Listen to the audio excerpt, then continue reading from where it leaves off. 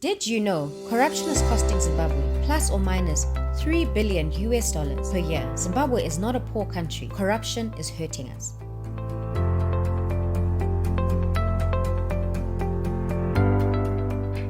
Join us as we fight corruption, promote transparency, accountability, and integrity in all sectors. Transparency International Zimbabwe, the Coalition Against Corruption. TIZ is in 3 regions in Zimbabwe, in Harare, Bulawayo, and Mutare.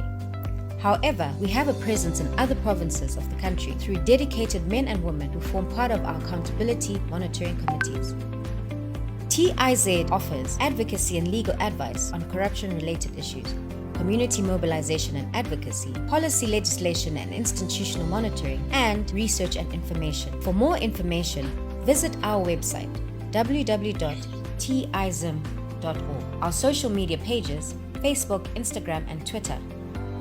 Also catch up on our live discussions on our YouTube channel, Transparency International Zimbabwe.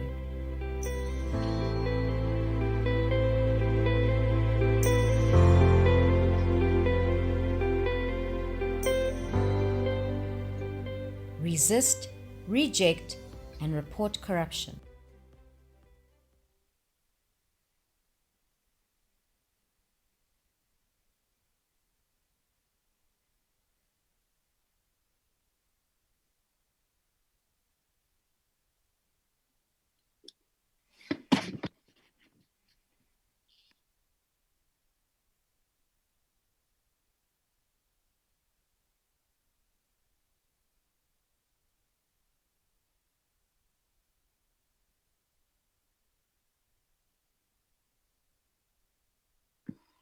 It is a good afternoon to you. My name is Zenzele Ndebele. I'm not sure whether to call it the breakfast club or the afternoon club, but we are on Asake Online. This program is brought to you in partnership with the Transparency International Zimbabwe, TIZ, and we're presenting to you the anti-corruption series. The aim of the series is to create a platform for citizens to call for accountability in public service delivery. Today, we are unpacking Zimbabwe's culture of public resources looting. What is the panacea to this economic cancer? And joining me in the program is Richard Mahomva and Rodrick Fayayo. Richard Mahomva is a political analyst, political scientist, and executive coordinator for Leaders for Africa Network, LAN. Rodrick Fayayo is a political science and good governance student, advocacy expert, and he is a former director for the Progressive Residents Association. Comrades, welcome to the program this afternoon, a day after we have new regulations in terms of the COVID-19 pandemic. Now there's free movement. I can see Richard is in somewhere driving around. So that shows we are now in a new setup. So to start with, I'll start with you, Rodrick. What do you think are the effects of corruption and when it comes to looting of the economy? When we look at looting, what is the effect to the general public and the economy?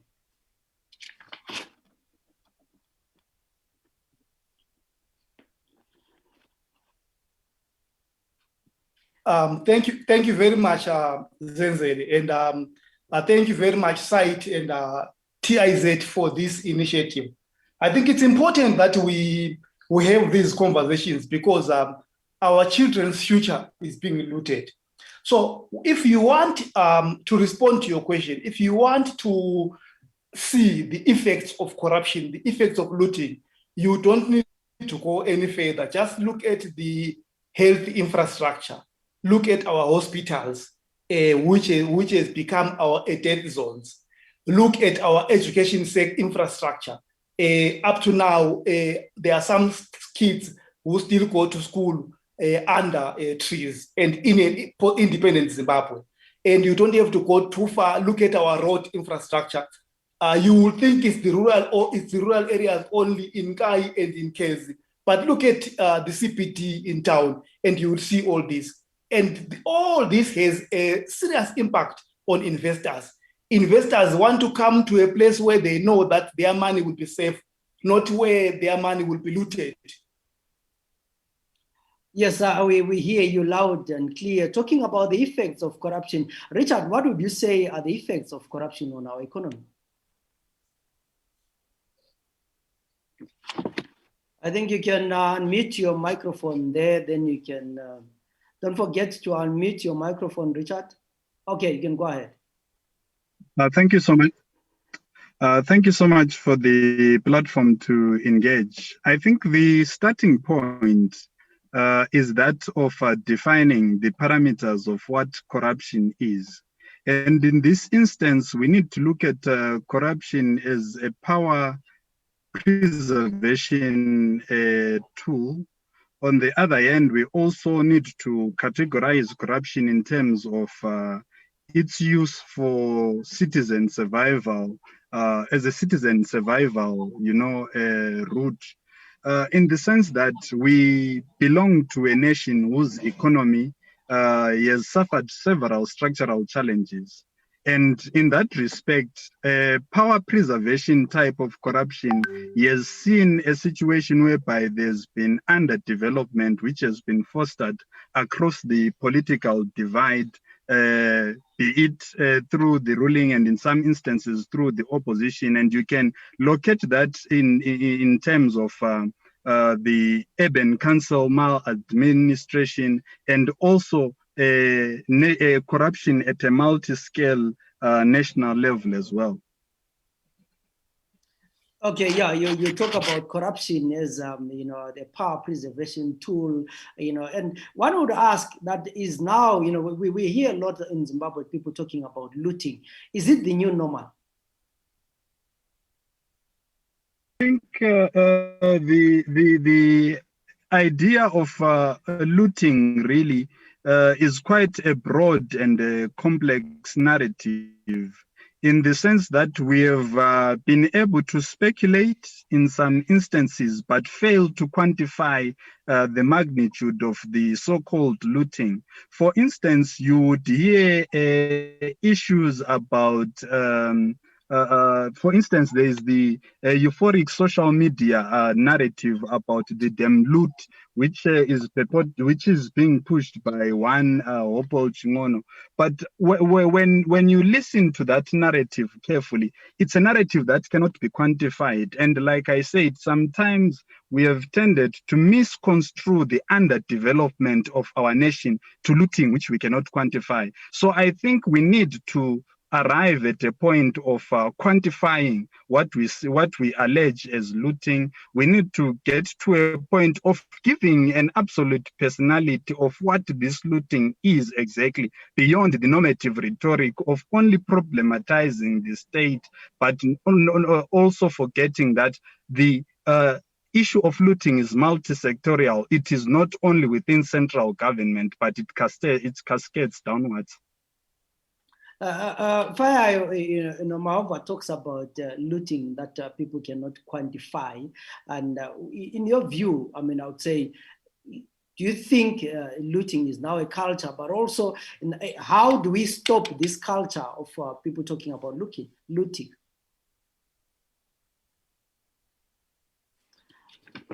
Don't forget to unmute your microphone. Okay, yeah. Sorry, I see this technology. So thank you very much, Zenzele. My take is that there is nothing new and there is nothing normal about this looting. I say there is nothing new because it dates back to about 1980.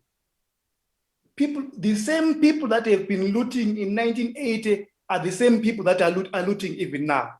The same people that have been in government in 1980 are the same people that are in government now. I raise those issues, Zenzele, because coming from a civil society background, my thinking is that when we are dealing with advocacy issues, it is important that we identify the root cause. And when you want to identify the root cause of corruption, my thinking is that we should locate this corruption right at the doorstep of the president of Zimbabwe. I say this specifically because it is the president of Zimbabwe who has the obligation to ensure that there are enough systems to prevent this looting. It is the president of Zimbabwe who has the obligation to ensure that institutions like ZAC, who have the mandate of making sure that there is no looting, are fully capacitated. But what does the president of Zimbabwe do? He creates a parallel structure in his office that is all over the country and doing nothing. And for that, you begin to wonder if he is genuinely interested in dealing with looting, or he is either looking aside or benefiting from that looting. And for that reason, my thinking is that if ever we're going to be talking about any looting, the reason why there is looting in local authorities, the reason why there is looting everywhere is because the president has no interest in stopping that looting. I can assure you that if the president of Zimbabwe wanted to stop looting today, there will not be any looting. He has the means to do that, and he can do that, but he does not want. Richard, since 2017, we have had the current president of Zimbabwe, Emmerson Mnangagwa, talking about zero tolerance to corruption and saying his government is not going to allow any corruption. But do you think he has done enough to make sure that the corruption does not happen? Yeah, I think it's an important question which you have raised, but which also speaks into the problematic construct of our discourse around the notion of corruption, where we use individuals as our lenses of analysis to tackle something that represents an overall moral decadence of our society. So beyond looking at corruption as a Mnangagwa sponsored or as a Chamisa sponsored phenomena, we need to look at it as part and parcel of a structural problem that we have in Zimbabwe. Now, coming back to your question, the fact that there's been political will to have an institution such as the Zimbabwe Anti-Corruption Commission, for me, is a very critical step. But far beyond that, we also need to look at the architecture of the current Zimbabwe Anti-Corruption Commission, that it was born out of the expulsion of Estwal, and you have a new human capital to enforce policy. To me, that is a structural imperative. But again, there are also situations whereby even certain elites have name-dropped, used the name of the president, and in some instances, the first family has even been fingered in issues of corruption. But look at the responses that have directly come through the arms of government, through the office of the presidency, where there's been an absolute commitment by the presidency to say any issues related to name dropping should attract persecution. So for me, that shows a strong commitment. But not only that, you'd also notice that even certain ministers that were in the Mugabe administration have been made to account through systems of justice in the country. Yes, someone may argue that that translates to political victimization of internal opponents within the state elite structure of power. But the fact that we have certain individuals who were exempted by structural and traditional impunity going through judiciary systems is actually a step in the right direction in creating future precedents to say, even if you're in power, you are able to face justice. So we need to look at this beyond the narrative of the catch and release, but look at the precedent that it is setting in creating a positive foundation for questioning all those that are in power and accounting and creating assurances for them not to engage in corruption, knowing that if they get out of power, they are bound to face even the punitive side of the legal course of things. So that is imperative. That is very important. Richard, there's someone who's saying you talked about the looting that is not quantified, and they're saying, but how do we end up with civil servants who own loads of assets if we can't quantify what they have looted? Then government officials should declare their wealth or where they get their wealth. What's your view on the issue of public officials declaring their assets? That increases transparency, but also that paranoia emanates from a thought which says civil servants are entitled to poverty, and objectifying civil servants to these people who are only supposed to be epitomes of poverty, who have no innovation to invest or have alternative sources of income. So I think it's part of the stereotypical problem of labeling individuals and wanting them to belong to certain categories, which are expectant of our polarized national narratives of unpacking the national discourse.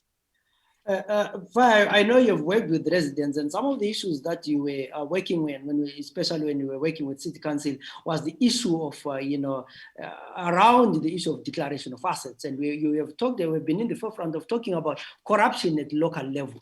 Do you think the issue of declaring assets will go in any way helping, create some accountability of some sort? Thank you very much, Zenzele. Before I respond to your question, let me say that we need to be very careful to the extent that we need to be very careful that we do not equate the catch and release system to political will, because fundamentally we need to be able to ask ourselves and say, for those who have been caught, how many have been convicted? And that question basically gives us an idea of what this is about. And we think that it is just about blindfolding Zimbabweans. And we cannot, Zenzele, continue to say that the looting and the corruption is unquantifiable. We know how much went to Drex. We know how much was given to Chivayo to go and fix solar in Kwanda, and we know what he has done. So we cannot be saying that it has not been fixed. And when we then go back to the idea of declaring assets, then the idea is to be able to track and say, where are you getting this? And we are not even saying that civil servants should be poor. We are simply saying civil servants have a salary. And there are some expectations we need to see where they are getting the other incomes to be able to live the life that they are living. And it assists us in ensuring that there is transparency in terms of the way they are leading. So when, as residents, we were busy saying the local leaders should be able to declare their assets, it was because we had noticed that actually one of the most paying jobs in Zimbabwe now was being a councillor. And people go into council with nothing, and after that they own lands and they own a lot of things. So it was actually a way of trying to say, let's see what you have from the start and let's see what you have at the end of the day. Yeah, Fayayo, you're talking about drugs, and one of the things, that is, we came with the COVID, of course, came the corruption in terms of procuring, protective clothing. And, the story that was in Zimbabwe, a company that was less than a month, I think it was 2 weeks, was paid over $2 million United States dollars. And there was a lot of controversy around that. But it talks about our procurement systems as well, and the willingness within these, government systems to make sure that every tender is done properly. So do you think we have the systems in Zimbabwe, in our government currently looking at procurement to fight corruption? Zenzele, let me take you to South Africa. South Africa has had the same scandals, but there is what is called the SIU in South Africa. It has been investigating all these issues, and people are being made to pay back the money that they've stolen. And we don't have the same thing in Zimbabwe. And that's why I was saying, you get sometimes the impression that these people that are stealing are very close to the president, and they have the president's ear, and that is why nothing is being done. And the expectation is that in such an environment, it is the president who will work to ensure that ZAC is strengthened. And yet, from what we have seen, you begin to think that actually the president is working towards emasculating ZAC, towards ensuring that it does not do anything, it does not work, by creating a parallel structure, which I said is also not doing anything. It is all over the country and playing with our time. So our biggest challenge is that the person that we have put in place to try and oversee all those institutions is actually a beneficiary. He is actually enjoying and benefiting from these unworking systems. And that's the problem that we have. And also, when you look at our procurement processes, the people that sit in these procurement processes are also beneficiaries. These are people who are sitting here, but they also have companies and they want to benefit from these companies. And instead of adjudicating in a fair process, they are busy benefiting and giving their companies. Richard, we have processes, or our procurement should be actually be done in a way that we fight corruption, because at the end of the day, the one who has the merit gets the award. But we have seen all these problems looking at whether it's the COVID or it's the solar, scandals and all those kind of things. Do you think there is need to capacitate our institutions to make sure that serious due diligence is done to make sure that the state does not lose money unnecessarily? Yeah, I think that's a very important question. But before probably responding to that very important question, it's also critical to also reflect on a few issues that the other discussant has posited. To say this very same person or this very same political institution, which we are linking to the whole corruption issue in the country, is a person who responds to an electoral mandate. And failure to respond to that electoral mandate by fighting corruption actually puts his political interest in a precarious position.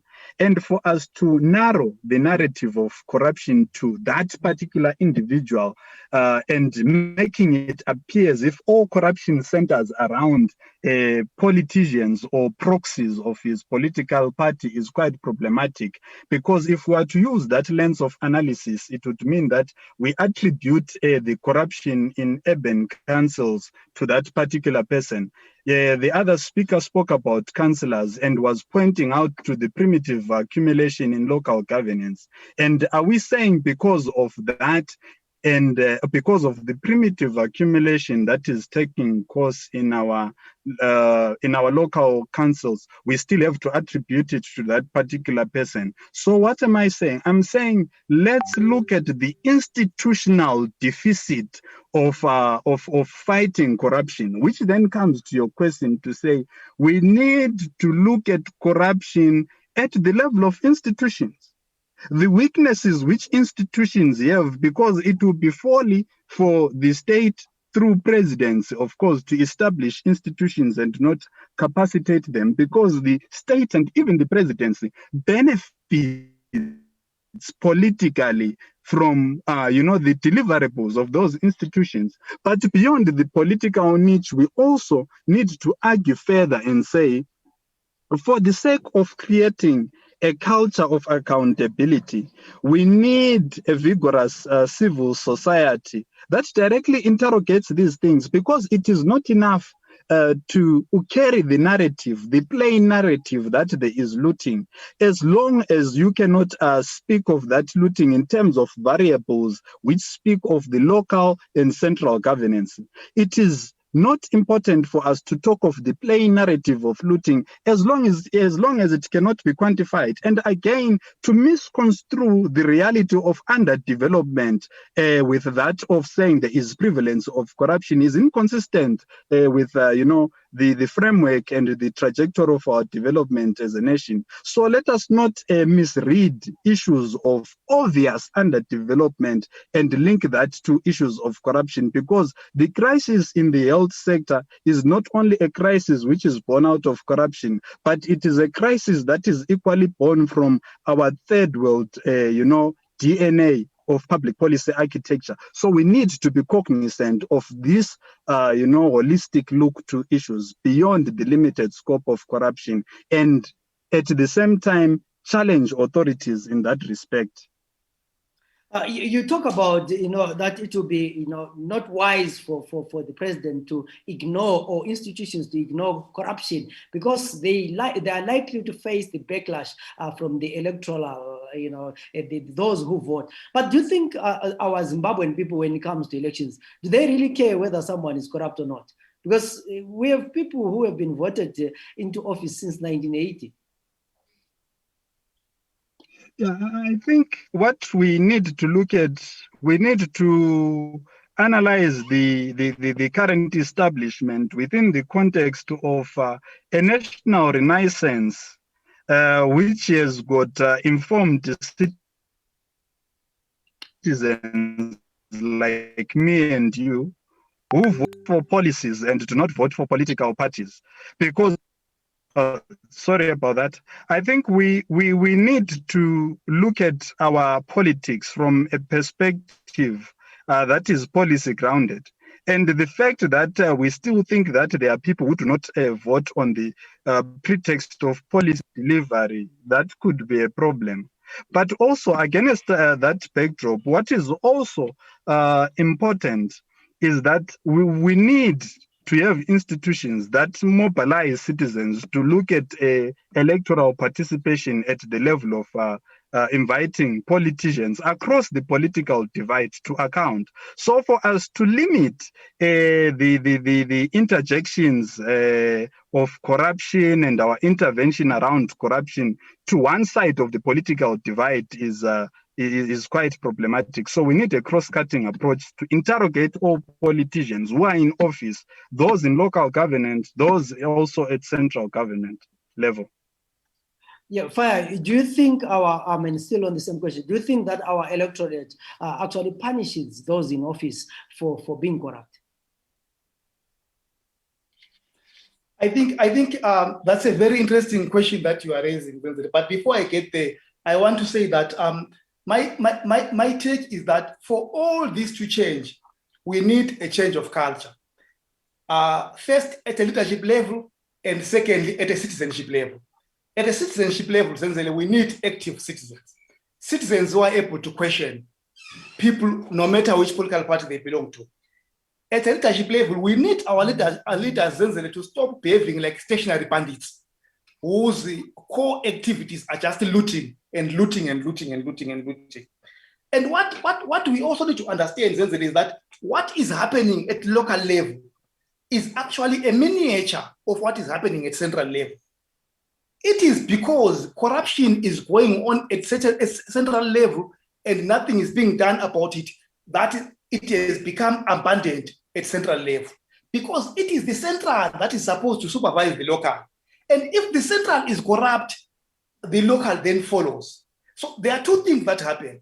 When we as residents then report that these local authorities are corrupt, what happens is that either the central government also then comes to look for opportunities to also loot, or it then takes advantage of the opportunity to say, how do we replace this so that we can also loot? But you see, you also raise a very important question about the elections. I think this question goes back to the credibility of our electoral processes. So my friend gives the impression that our electoral system is so fair that it rewards people based on what they would have campaigned for, and it gives them a mandate. When in actual fact, we know that in as far as our elections are concerned in Zimbabwe, it is not the person who gets the most votes that end up winning. It is other things that take place that we might not want to discuss here. But there are other things that are very important that determine whether somebody is in power or not, that have nothing to do with whether they are capable or not.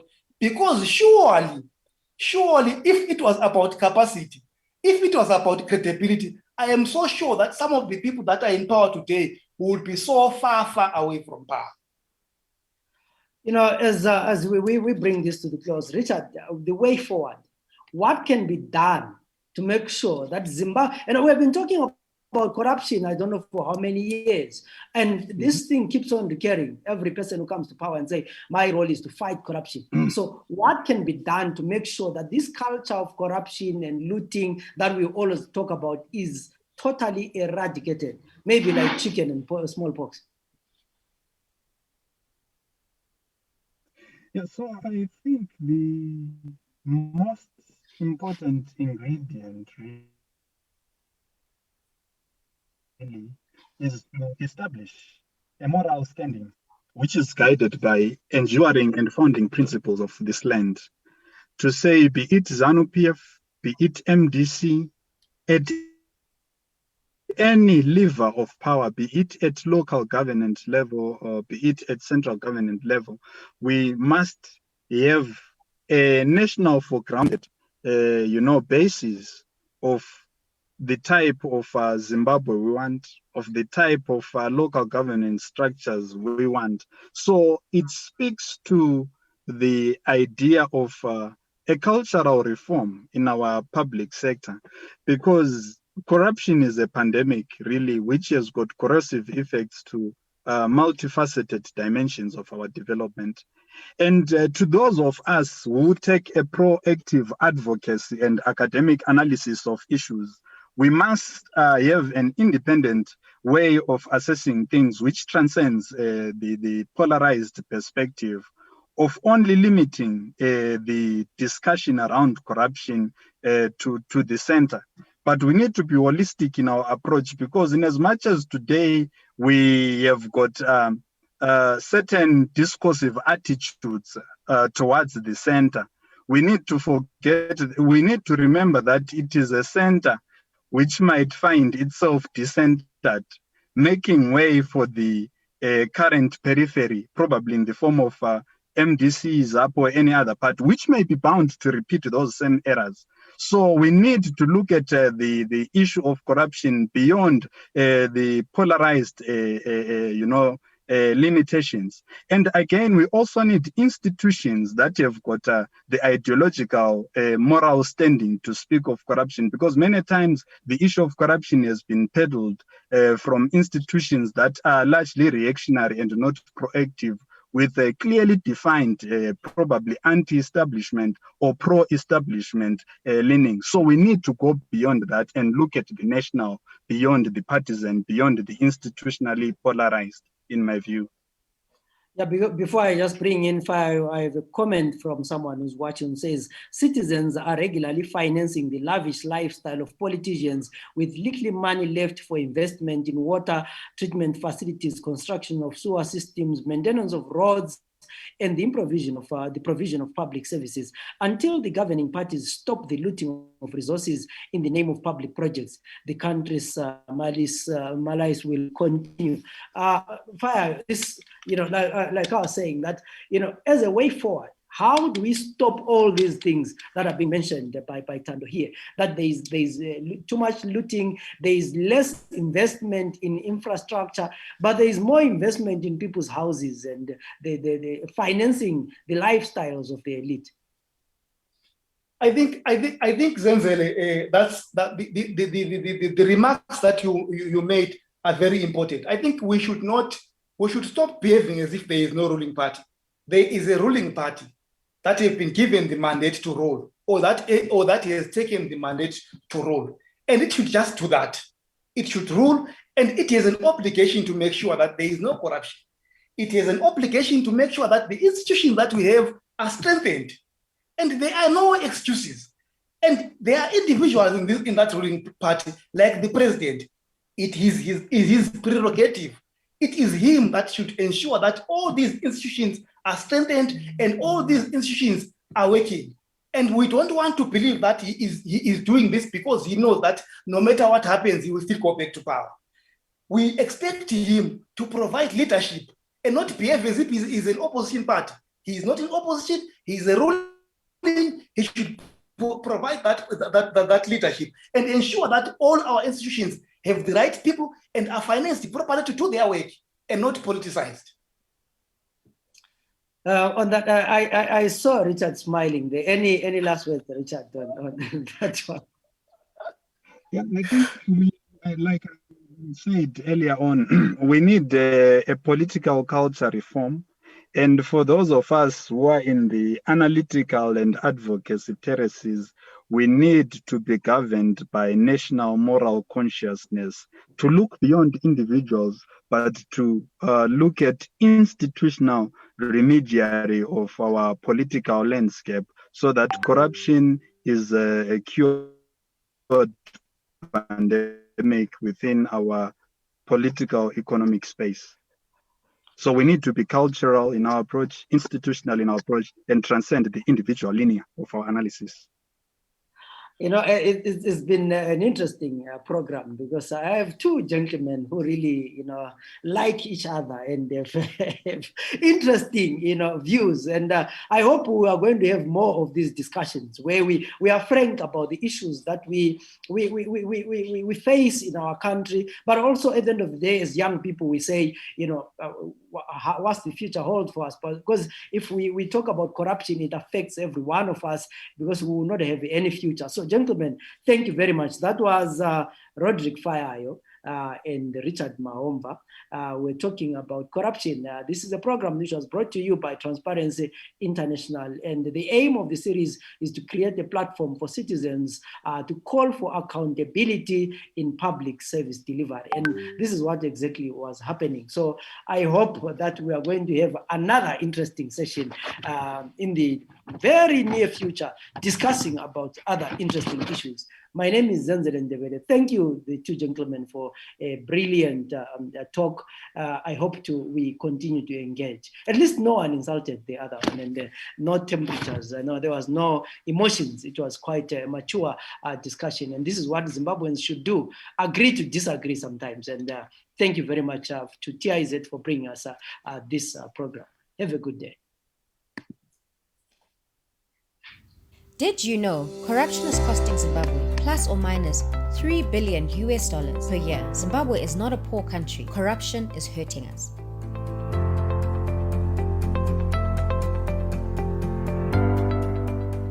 Join us as we fight corruption, promote transparency, accountability, and integrity in all sectors. Transparency International Zimbabwe, the coalition against corruption. TIZ is in 3 regions in Zimbabwe: in Harare, Bulawayo, and Mutare. However, we have a presence in other provinces of the country through dedicated men and women who form part of our accountability monitoring committees. TIZ offers advocacy and legal advice on corruption-related issues, community mobilization and advocacy, policy legislation and institutional monitoring, and research and information. For more information, visit our website, www.tizim.org. Our social media pages, Facebook, Instagram, and Twitter. Also catch up on our live discussions on our YouTube channel, Transparency International Zimbabwe.